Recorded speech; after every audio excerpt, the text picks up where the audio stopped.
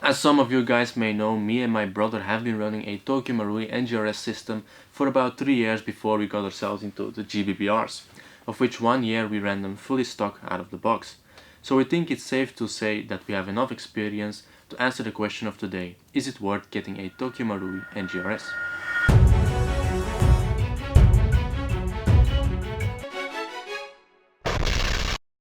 Hey, what's up everyone, Instinct here, and before we dive into today's subject, make sure to subscribe to the channel, hit the bell button to stay notified, have a look at ReconBrothers.com and visit shop.ReconBrothers.com for our quality products. So as said before, we have been using the Tokyo MARUI NGRS systems for about 3 years and we now use them as our backups. I used to run the Tokyo MARUI HK416 Dev Crew. Now my brother on the other hand used to run the submod M4, and as a third reference, our team member Woody has been using the Tokyo MARUI HK416 Delta, which is a third variant stock for about 2 years now. Now we know these guns are not cheap. They come with a price tag of about 500 to 600 bucks a piece, and that's without spare magazines and batteries. And obviously you want to know whether they are worth the buy or not before spending such an amount of money. So in this video we will bring out the positives and the negatives of the NGRS series so you can make up your mind before spending quite an amount of money on a higher end gun. So without any further ado, let's talk about how they are out of the box. If there's one thing to say about these guns, it's that they have a solid build and are made of quality materials. If you drop them, they will still probably work. An example is that Viper once fell with his full body weight and his barrel first into the dirt and it's still running fine. Knowing that it's a TM, you can rely on it having a very good hop-up system, which can be accessed by pulling back the charging handle, whereafter you can access the very well built hop-up dial created by Tokyo MARUI. From that hop-up system and the rest of the gun comes a very good, consistent performing gun. In fact, we once tested this on a range comparing it to other AEGs, and comparing it to the Systema PTW, the Systema only shot 4 meters further in effective range and had a 6% better grouping. So that's actually quite good for a gun that only costs 1/3 or 1/4 of a Systema. Now if you guys want to have a look at this comparison video, you can find the link in the description down below. The out of the box FPS of these guns is quite low due to a Japanese law stating that they can only shoot 300 FPS with 0.2 gram BBs. However, this doesn't mean these guns are not competitive because they outperform most on the market. We do however recommend to use 0.25 gram BBs with an out of the box NGRS gun.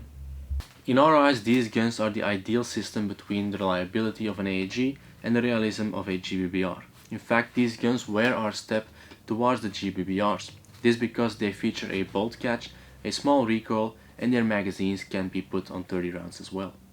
However, do notice that all these functions are basically mock. The charging handle only travels half the distance it usually should.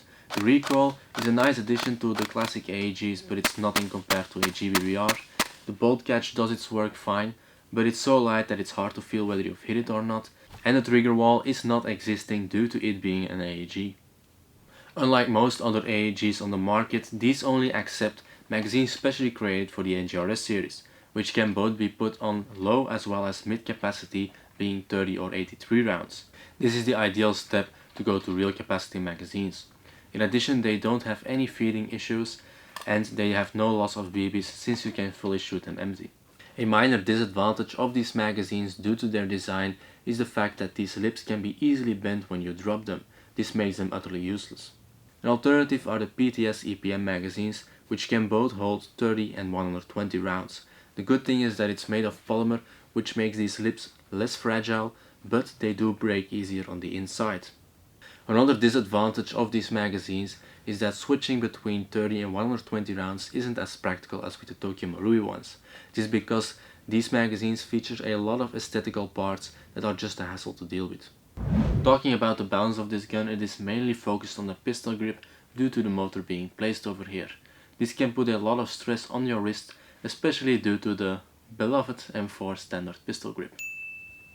Unfortunately, most of the NGRS models require you to get a specially designed NGRS series battery. These batteries are expensive, but they're also very convenient in use. It's just a matter of sliding them into the green buttstock. However, we do recommend you to get yourself a LiPo mod with some LiPo batteries, considering the fact that you would need 2 of these for a full day of airsoft. A small issue noticed by a lot of players using it on semi is that it sometimes doesn't fully cycle. This is caused by not fully pulling the trigger and can be easily solved by shooting on Volato for a second. Or it can be permanently solved by installing a Mosfet that tracks the cycle of the gearbox. Another thing we noticed on the submod handguard is that it tends to come loose if you put some torque on it. You can tighten it by using a castle nut wrench. This also applies for the buffer tube on all the models, but that is less common. That was it for our findings regarding the NGRS models. Now let's talk a bit about upgrades. These days upgrades are kind of standard when you buy a new gun, and we already had some questions of you guys asking what pieces best to change on these models. Our recommendation when it comes to this is to not do anything, except maybe the LiPo mod to save you from buying the expensive Tokyo Marui batteries. For the rest, run it as it comes, and if you want to do some upgrades, keep it to an absolute minimum. The more you mess with them, the more likely you will have some problems later on, due to them being such a complex system. They are already amongst the higher end guns on the market, and they have their reasons to be amongst the best one as well. Also, if you don't have any experience taking apart an NGRS gun, don't try it yourself because there's a high chance you break something or put something back together wrongly because it's such a complex system. Have it done by somebody who has a lot of tech experience on these kinds of guns. If you want a higher FPS output, you will require a special spring for the NGRS series. For example, the M100 Eagle 6 spring, which will give you an FPS output of about 350 FPS with 0.20 gram BBs. We do however recommend you to use 0.28 gram BBs if you do the upgrade. Another optional upgrade is a Mosfet for the safety of the entire system. Do notice, since we're talking about an NGRS system, you will require a specific Mosfet, either the Black Talon Spectra or the Gate Titan Mosfets. People telling you to change the piston, gear, motor, etc. It's all not necessary unless you want the gun to do some ridiculous stuff like a high ROF. If you use the gun normally, there is no need for all of that. The upgrades we've done are a LiPo mod, but we now use the batteries from Titan, which are great by the way. We have the FPS upgrade with the M100 spring from Eagle 6, and we use a Pts Spectra Mosfet inside, but that's it. All these upgrades were done by our tech partner Airsoft Doctor here in Belgium, who did a great job by the way, and as said, we kept it to a minimum and the system still runs smooth. Although we don't tweak the Mosfet that much, it is a good way to protect the system from failures. But it does make us question if it was worth the upgrade.